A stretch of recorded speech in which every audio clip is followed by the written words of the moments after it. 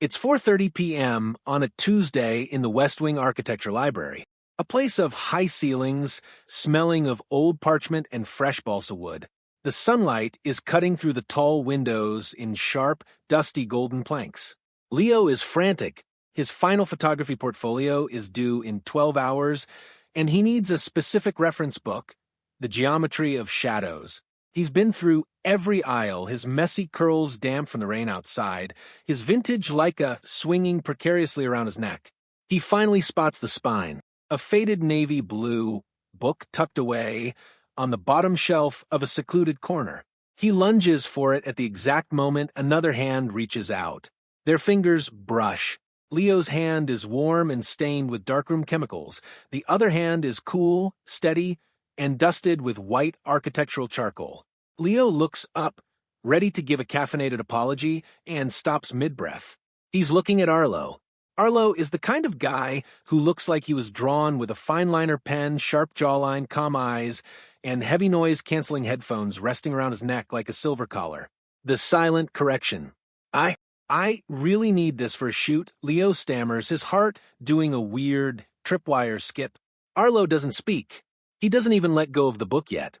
Instead, his gaze shifts from the shelf to the camera hanging on Leo's chest. He frowns slightly, a small crease appearing between his brows. Without asking, Arlo leans in. The scent of sandalwood and graphite hits Leo like a physical wave. Arlo's long fingers reach out and gently touch the manual dial on Leo's camera. Click, click. The ISO was too low for this light, Arlo says. His voice is a low, grounded hum that vibrates in the quiet library. You would have lost the detail in the shadows. And you're looking for the book on shadows, right? Arlo pulls the book from the shelf and hands it to Leo. He doesn't just hand it over.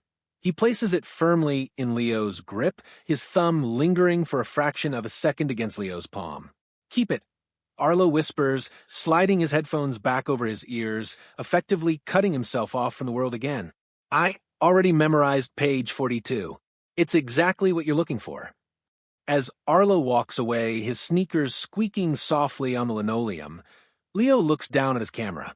Not only did Arlo fixed the settings, but he left a tiny charcoal fingerprint right next to the shutter button. Leo aims his camera at Arlo's retreating back and snaps a photo. Through the viewfinder, he realizes Arlo wasn't just a student, he was the most perfect composition Leo had ever seen. The days following the library encounter are a blur of accidental sightings. Leo finds himself haunting the architecture wing, his camera always ready, while Arlo begins frequenting the darkroom hallway, despite having no film to develop. The real shift happens during finals week. The campus is a ghost town, save for the flickering fluorescent lights of the 24-hour study lounge. Leo is slumped against a vending machine, staring dejectedly at a stuck bag of pretzels. A shadow falls over him. It's Arlo, looking remarkably put together for 2 in the morning, save for a smudge of blue ink on his cheek. Without a word, Arlo reaches out and gives the machine a precise, calculated shove. The pretzels fall. Engineering, Arlo says, a tiny, rare smirk tugging at the corner of his mouth. Sometimes you just need to know the center of gravity. They end up sitting on the floor, sharing the pretzels. Arlo reveals he's designing a library that breathes with the wind, and Leo explains how he wants to capture a photo that feels like a heartbeat looks. For 3 hours, the world outside the lounge doesn't exist. They aren't just students anymore. They are two souls mapping out each other's dreams. The language of sticky notes. Since Arlo is often wearing his noise-canceling headphones, his shield against the world, they develop a silent language. Leo finds a bright yellow sticky note on his camera lens cap. It has a tiny hand-drawn map of the East Bell Tower. 4:42 p.m. The sun hits the marble at a 42-degree angle. The shadows look like velvet. Go! Hey! Leo leaves a Polaroid tucked into Arlo's drafting table. It's a shot of the bell tower, but reflected in a rain puddle. On the back, Leo wrote, "I like the way you see the world, but I like the way the world looks when you're in it more." A sudden spring downpour catches Leo, leaving the lab with his expensive equipment. He's trying to shield his camera with his jacket when a large, sturdy black umbrella appears over his head. Arlo is holding it. He doesn't say anything, but he adjusts the tilt so Leo is completely covered, even though Arlo's own left shoulder is getting soaked. They walk across the quad in a tight, intimate space of dry air and the rhythmic sound of rain hitting fabric. The silence is comfortable, heavy with things unsaid. When they reach Leo's dorm, Arlo reaches out to brush a stray raindrop from Leo's forehead. His hand lingers. The air between them feels charged, like the static before a lightning strike. Leo leans in, his heart hammering against his ribs. The heartbeat photo he wanted to take is happening inside his own chest. Their noses touch. The scent of rain and Arlo's sandalwood cologne is overwhelming. Is the tension killing you yet? Make sure you're subscribed to the channel. A week later, they are on the roof of the tallest building on campus to watch the lunar eclipse. They are sharing a single pair of earbuds, listening to a slow, ambient track Leo picked out. Arlo is sketching Leo's profile by the light of a red moon. Leo turns to him, and for the first time, Arlo initiates it. He closes the sketchbook, leans over, and rests his forehead against Leo's. "Leo," Arlo whispers, his voice cracking just a little. "I've spent my whole life measuring things. Dimensions, angles, scales. But I can't figure out the distance between us. It feels like miles and millimeters at the same time." Leo reaches for Arlo's hand, interlacing their fingers. Charcoal meeting chemicals. Then stop measuring. Leo breathes. "Just stay." They don't kiss yet, but the promise of it is written in the stars above them. Everything is perfect, until the next morning when Julian arrives on campus. The bubble pops on a Tuesday morning.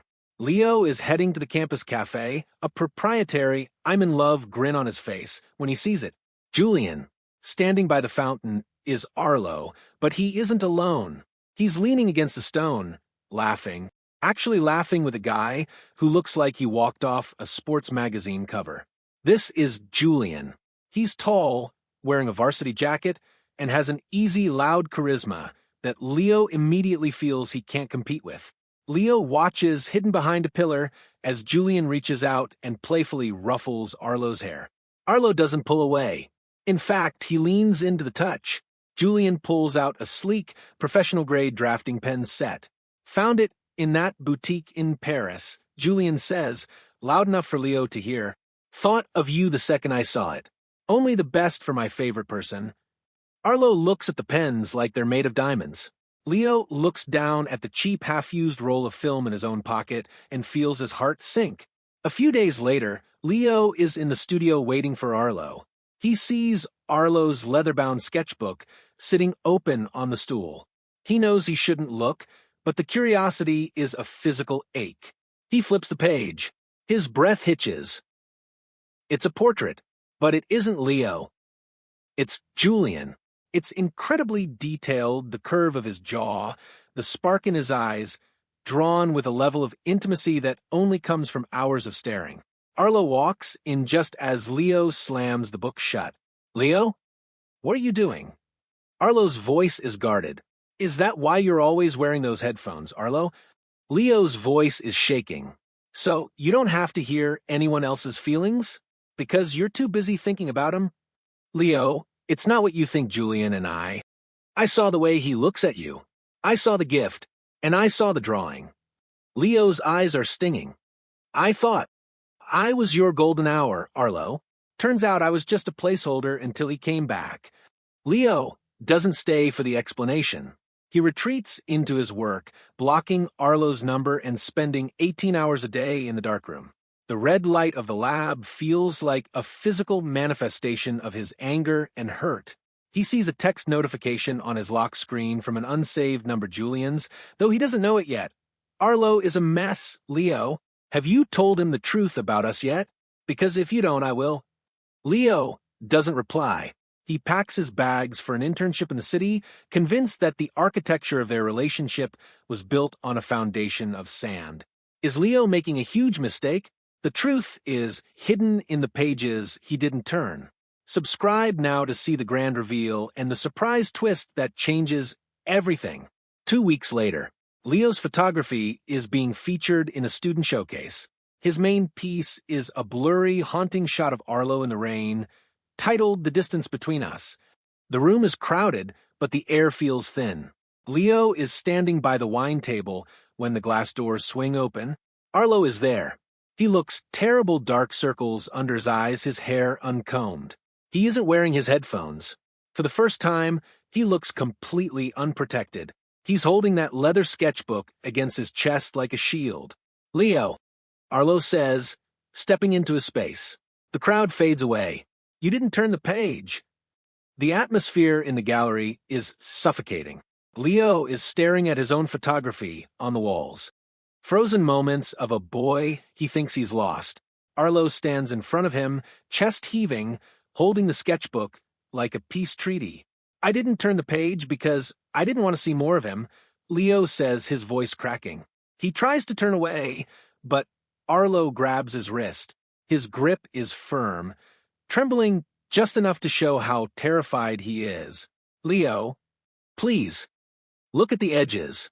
Just look." Arlo places the sketchbook in Leo's hands.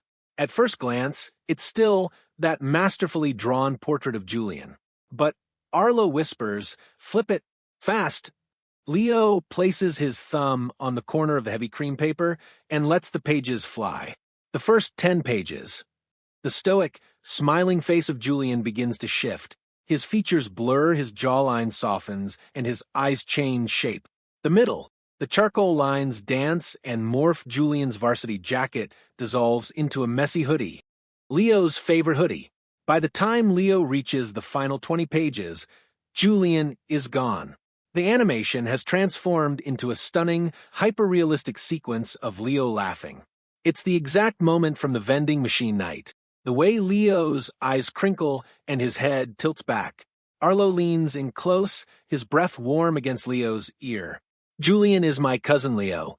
My loud, annoying, overprotective cousin who knew I was too scared to talk to you. That text? He was teasing me because I hadn't told you I've been sketching you from memory since the day we met in the library." Leo's heart does a slow, painful somersault. He looks at the final page. It isn't a drawing. It's a small envelope taped to the paper.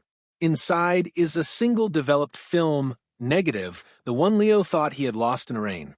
"I didn't just fix your ISO that day," Arlo says. "I fell in love with the way you looked through the lens. I'm an architect, Leo. I don't build things that are temporary. I was building a life for us." The gallery crowd is a blur of noise, but Arlo does something he never does in public. He takes off his noise-canceling headphones, his safety net, and hangs them around Leo's neck. "Listen," Arlo whispers. Leo puts the headphones on. There's no silence. Instead, a song starts playing. It's the very first track from the first playlist Leo ever made for him. In the middle of the song, the music cuts to a voice recording. It's Arlo's voice, recorded late at night. August 12th, 3 a.m. "I think Leo is the only person who can see the light I'm trying to build. I hope he stays." Leo drops the sketchbook. He doesn't care about the art or the internship or the misunderstanding anymore. He grabs the front of Arlo's shirt and pulls him in. The kiss is everything the golden hour promised. Warm, steady, and tasting like late-night coffee and forgiveness. The camera pans out as the gallery lights dim for the evening. The two boys are standing in the center of the room, framed perfectly by the shadows Arlo taught Leo how to capture. No more measurements, no more distances. Just two hearts finally in sync. Is the chemistry getting too real? If you're rooting for Arlo and Leo, make sure to subscribe to the channel. We've got more director's cuts